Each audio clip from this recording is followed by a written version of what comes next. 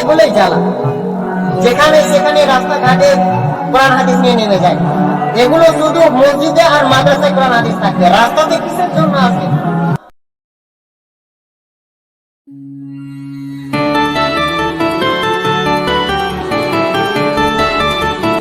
আসসালামু আলাইকুম আপু।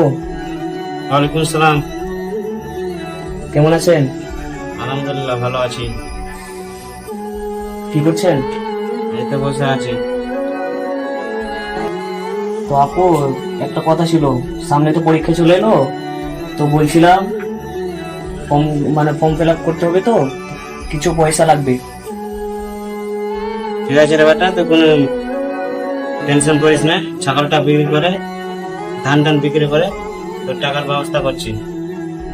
ঠিক আছে আপু, তাহলে পাঠিয়ে দিবেন। হ্যাঁ,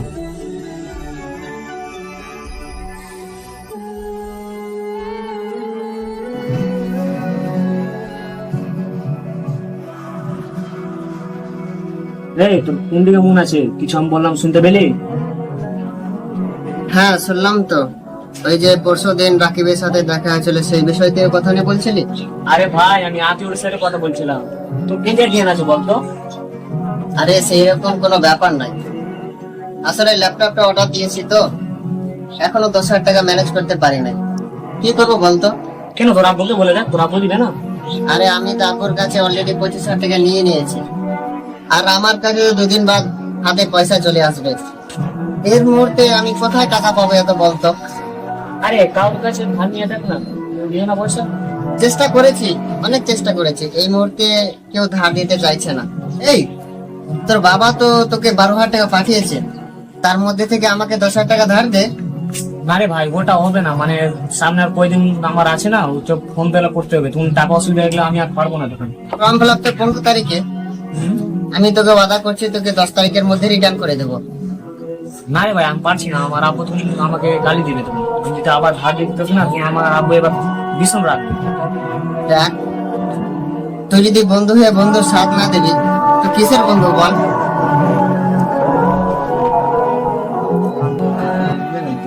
বন্ধু, কোনো রাগ করিস না, আমি ঠিক আছে চেষ্টা করছি টাকা দাও। ঠিক আছে, যত তাড়াতাড়ি পারবি একটু করার চেষ্টা করিস। ঠিক আছে। ঠিক আছে বন্ধু, তাহলে আসি।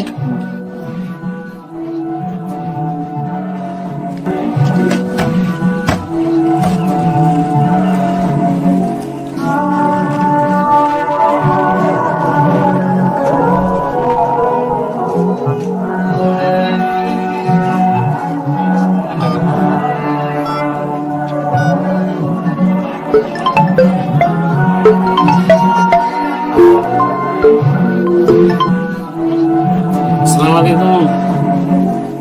ওয়ালাইকুম আসসালাম বাবু। কেমন আছিস? আলহামদুলিল্লাহ ভালো আছি। কি ব্যাপার রে, তোর পড়াশোনা কত কি হলো? এই তো পড়াশোনা করছি আপু। তোর 15 তারিখ তো ফর্ম ফিল আপ, তো এই পয়সাটা ঠিকঠাক রেখেছিস তো? হ্যাঁ, টাকাটা আছে তো আপু। আমি একটা বন্ধুকে আমি টাকাটা ধার দিয়েছি। কি বললে? বোকা নাকি রে?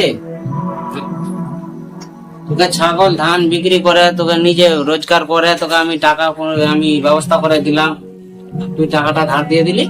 আপনি যেটা ভাবছেন আপু, ওটা কিছু হবে না। ও বলেছে, আমার সাথে কথা বলেছে, ও টাকা দিয়ে দেবে আমাকে বলেছে।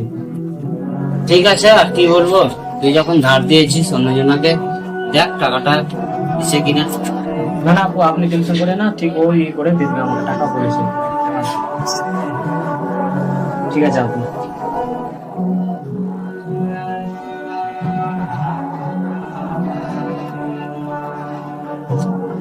দেখি বন্ধু, কোন একটা ব্যবস্থা করলো তো। পড়াশোনা কেমন চলছে? ভালো চলছে।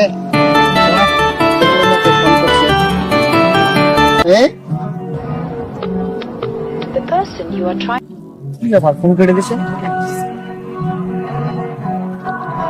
ভালো বন্ধু, ভালো।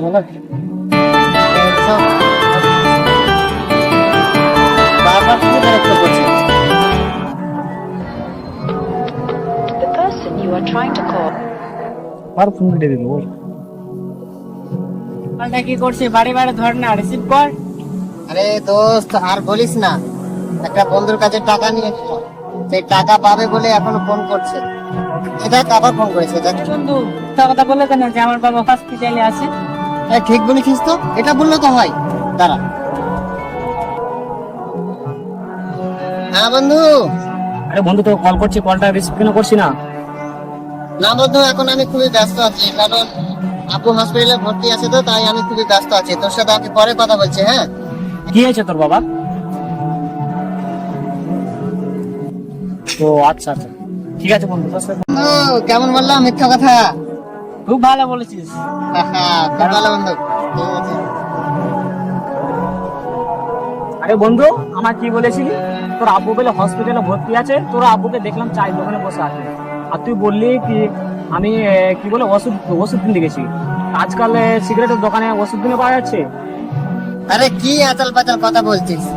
যা বলছিস সেটা সাথে সঠিকটা বল না, কি বলছিস? আরে দেখ বন্ধু, ঝামেলা টামেলা করিস না, তোরা থাক তাহলে, আমি তাহলে বাড়ি।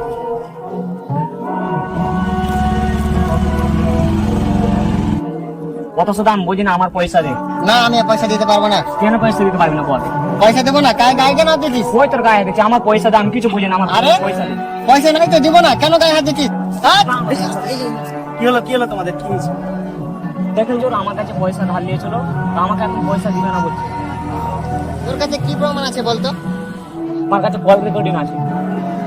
আমার কাছে পয়সা নিয়েছে, আমাকে 15 তারিখ দিবে বলেছিল, আজকে 15 তারিখ হয়ে গেছে, আমি ওকে বলছি আমার পয়সাটা দে, আমাকে দিবে না বলছে।